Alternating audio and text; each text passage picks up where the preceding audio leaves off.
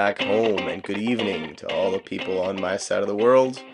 I'm coming to you here on October 25th. We're currently 3 weeks into the NHL season, and there's already a lot to talk about. I'm going to be quickly going over all the big stories in NHL. Going to do a bit of a good, bad, and ugly situation here. Let's start with the good. And to start this off, we have to talk about Jack Hughes. Holy shit, is this guy on a tear? He's 6 games in and he's got 17 points in his first 6 games. That's a 2.83 points per game. He's almost at 3 points per game. And in fact, I know it's very early. I know it's only 6 games. I know he's probably going to drop off. It's hard to maintain these numbers. But he has the highest points per game in a single season of all time, and that's of course excluding guys that played one game and got 3 points. Three of those happened actually. Ryan Poehling a couple years ago in Montreal played the last game of the season, got a hat trick. But anyway, for players that have played more than one game, so even guys playing 2 games or 3 games, Jack Hughes has the most points per game in NHL history, single season points per game in NHL history right now. And for those curious, at number 2, right behind Jack Hughes, is none other than the great one, Wayne Gretzky, in 1984, when he put up 87 goals and 205 points in 74 games for a 2.77 points per game average. Now, I'll say it again so people don't think I'm crazy. I don't think Jack is going to maintain this. He's probably not going to end the season with the record, but still, 6 games in, he has 4 goals, 13 assists. He's on an absolute tear, leading his team, the team with the best power play in the NHL. The New Jersey Devils have a 42.3% power play, absolutely crushing it. Jack Hughes is incredible. Just watching him play, skating with his head up, so much confidence. Got a beautiful OT winner against the Islanders the other day where he just walked in by himself and just snapped one home. He is without a doubt the best player in the NHL right now. And what a time to be a hockey fan because there's a bunch of other players that are absolutely crushing it too. Dylan Larkin is having the best season of his career. But Jack Hughes is the guy. He's leading our list of the hot or the good for this week. Also on this list are the reigning Stanley Cup champions, the Vegas Golden Knights. They are 7-0, the first team in NHL history to win their first 7 games of the season after winning the Stanley Cup. I think 6 was also the record. Could be wrong there, but I believe the 85 or 86 Oilers had the record at 5 straight wins after their Cup win. But Vegas does not look like they're slowing down. I heard in an interview, I apologize, I don't remember exactly where it was, but Vegas was saying they could have played another series after that finals against the Panthers. Sorry, they were ready to go. They weren't as beat up, obviously, as the Panthers, but they were just on a roll. No one was stopping them, and it looks like still no one can stop them. They are the biggest team in the NHL, both in terms of height and weight. They're a big team. They're using their body. They're playing just like they did in the playoffs. Coach Bruce Cassidy is doing a hell of a job, and they're rotating goalies back and forth. I believe both Aiden Hill and Logan Thompson have split games. I think Hill played 4 and Thompson played 3. Both are playing great. There's absolutely nothing slowing down the Vegas Golden Knights. Also making this list are the Boston Bruins, another undefeated team. And for those who tuned in to my Atlantic Division preview, I said it. I did not think the Bruins were going to drop off nearly as hard as most people had them. They still have the same team. I'm not going to repeat myself when I recorded that preview, but they still have the same team, same wicked defense, same great coaching, and they're showing it. They're 6-0, second place in the NHL, only to, of course, the Vegas Golden Knights. In their 6 games, they have only let in 7 goals against. Last year, they had the best goalie tandem in Ullmark and Swayman, and it's happening again. Only 7 goals in 6 games. That's incredible. They have the second best penalty kill. The Stars still haven't let in a power play goal. Excuse me.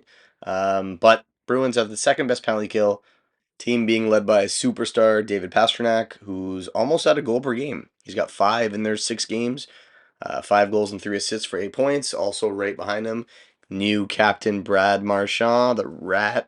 He's got 7 points in 6 games, and a bit of a coming out party for JVR, James Van Riemsdyk. 5 points in 6 games. I didn't even mention him in my in the Atlantic Division preview, but he's off to a great start, so good for him.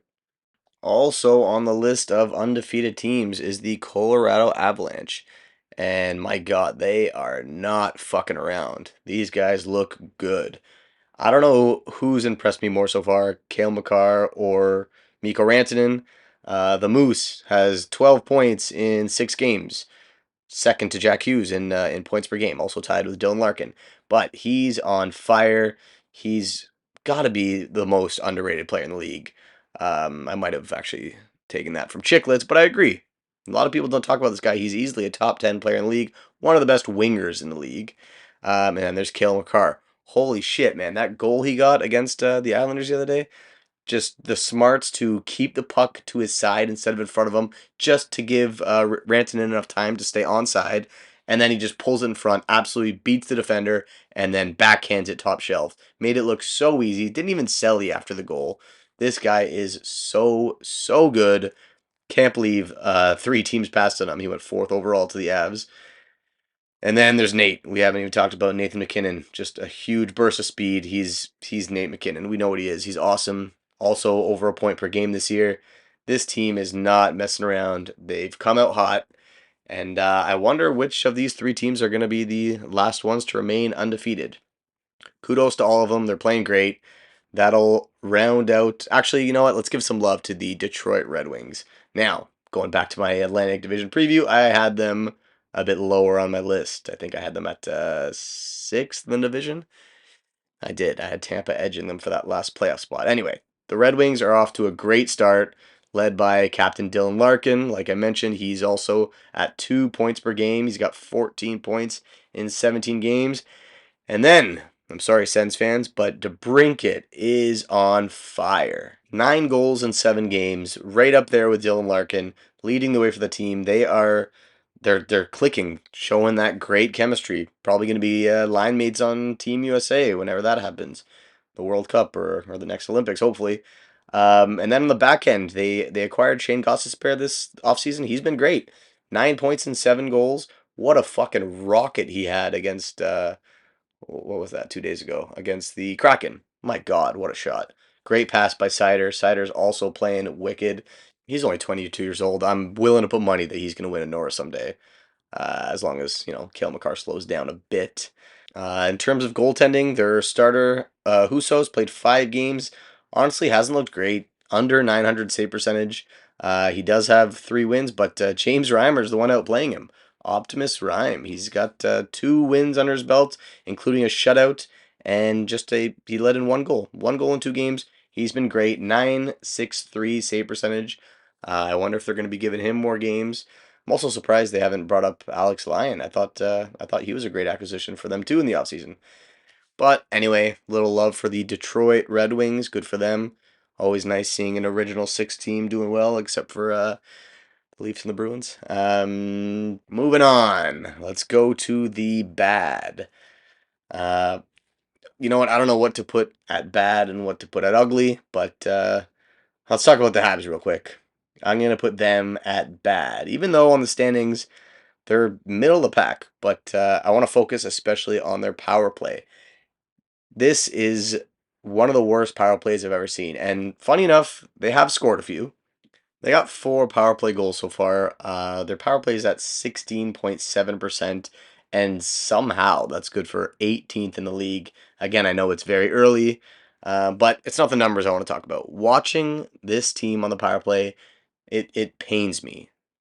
How they enter the zone is okay. Now, so I know a lot of teams are doing this. Most teams are doing the play where they drop it back to the trailer. The guy has a lot of space, picks up speed to enter the zone. I get it. It works for most teams. It's probably the best strategy now since a lot of teams have adjusted to the dump and chase strategies or whatnot, but they are so predictable when they do it. And the most recent game against the Devils PK was very aggressive. They had one guy just ignoring the puck carrier and going or staying high to cover the trailer, and yet the Habs still passed it right to that player like 3 or 4 times. Terrible giveaways. They're not adjusting at all. They can't enter the zone. They're giving. It's fucking getting mad even thinking about it. Now, Mike Matheson did get a highlight reel goal on the power play. I guess because the D-men were expecting him to drop it back like they always do.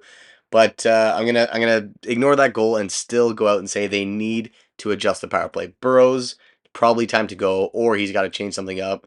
I love Nick Suzuki, but he might not be the guy to do that play. He's not the fastest skater, and just so many times they get to the blue line and they fuck it up. They pass it to the wrong guy. The passes are off. Passes are in the skates. Suzuki's worrying me the most. I love the guy. He's not looked great. And then once they're in the zone, again, extremely predictable. The other team's defense pretty much have to take away two guys, and that's Caulfield on his side of the ice, just looking for the 1T, and then Suzuki on the other side. Suzuki on the right, Caulfield on the left. They take away these two guys. That is all the Habs have. That's all they've been doing. Now, the second unit did have a good 20 seconds where they used the bumper play. Now, I was telling my buddy about this. I was actually screaming during the game that they got to stop doing the same shit over and over again. I was hoping for the bumper. They never have a player behind the goal line. And they finally did for a second because the other team, who was it? The Cap? No, not the Capitals. The Sabres. Yes, it was against the Sabres. They gave it away, which gave the Habs a great opportunity. The defenders weren't ready, and Gallagher, thankfully, was down low behind the net. So they did the bumper play. Pearson used his great shot and scored. But you could tell they were not looking for that during the power play because they didn't line up that way. They're doing the same shit over and over again. Xhekaj, funny enough, is the only one throwing pucks from the point. Watching this power play absolutely drives me crazy. Burrows has to change something, or he's got to go. They got to figure out their shit. Like I said, they got 4 goals. I feel like two of them were, I want to say lucky, but the Matheson goal was sick. But most teams are not gonna let him just skate in like that on the power play. All right, enough about the Habs. Let's move on to the ugly. And if anyone wants to pause it here and just think about what I'm about to say, I'm sure you'll get it. The ugly is the Edmonton Oilers. My God, what is happening with this team? Now, Connor McDavid went down with an injury. They played one game without him, so that doesn't excuse their terrible record. The one game without him, they did score 4 goals, and you would hope that scoring 4 goals would get you a win at least half the time. Not the case this year. Clearly, the problem is on the back end, between the pipes and the defensemen. It's funny because people aren't really talking about Leon and McDavid as they usually do, as just, dominating and the All Stars of the league, but they're both doing just fine. Leon Draisaitl has 11 points in 6 games, and McDavid, before he went down, 8 points in 5 games. It's just funny to think that that is McDavid struggling, but that's not the problem with this team. Let's start with the goaltending. They haven't had great goaltending in what seems like forever. Mike Smith showed flashes of brilliance, more so in Arizona, not so much in Edmonton. They had Cam Talbot for a bit. They thought Jack Campbell was the answer. Jack Campbell played well for Toronto. He did, let in a week one in Game 7 against the Habs, but he played well all year in Toronto. So they signed him for a decent ticket. He does not have it. He has not been himself in Edmonton. And then here comes Stuart Skinner, young up and coming goaltender, played well last regular season, just like the Oilers did. They had great numbers, but my God, 6 games in, they both have awful, awful numbers. Jack Campbell an 8.78 save percentage, and Stuart Skinner even worse, an 8.14 save percentage. You cannot win games. They've let in 26 goals. Both of these goalies have over a 4 goals against average.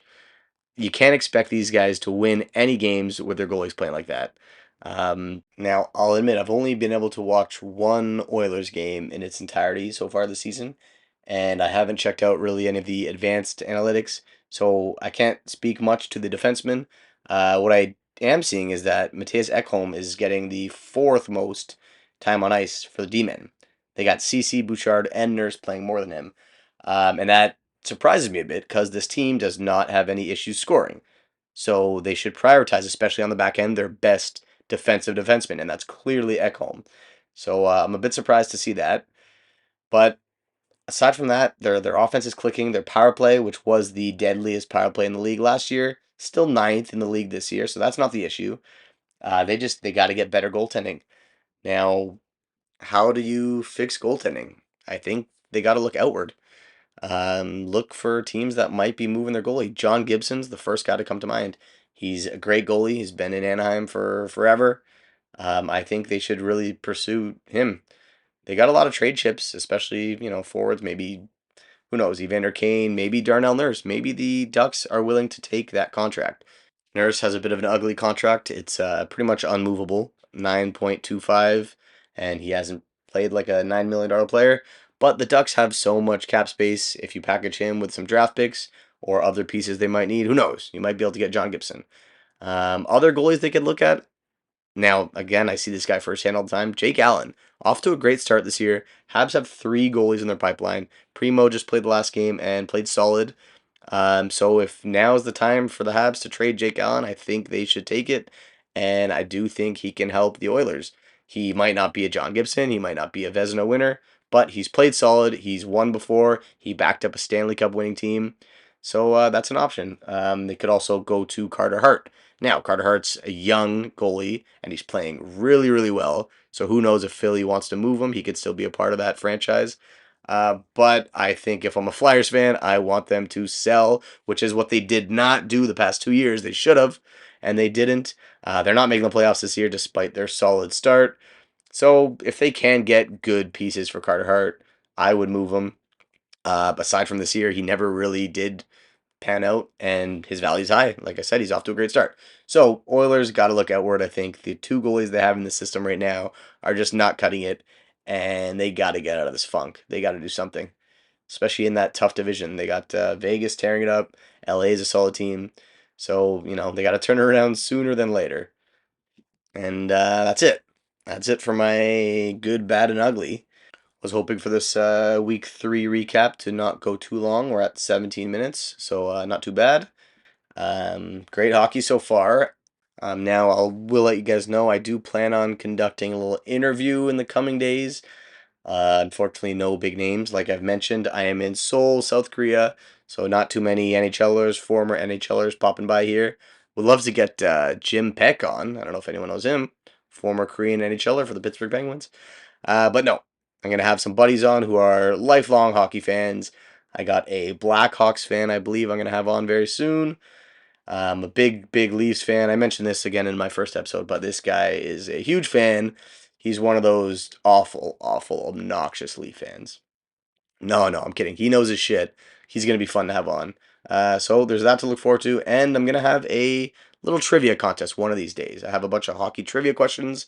I'd like to throw that at some people. And listeners, if I do this often and you think you can handle the trivia questions, send a DM. Maybe we'll get you on. Maybe we'll make that a big thing. All right. Thanks for listening, and we'll see you next time. Peace.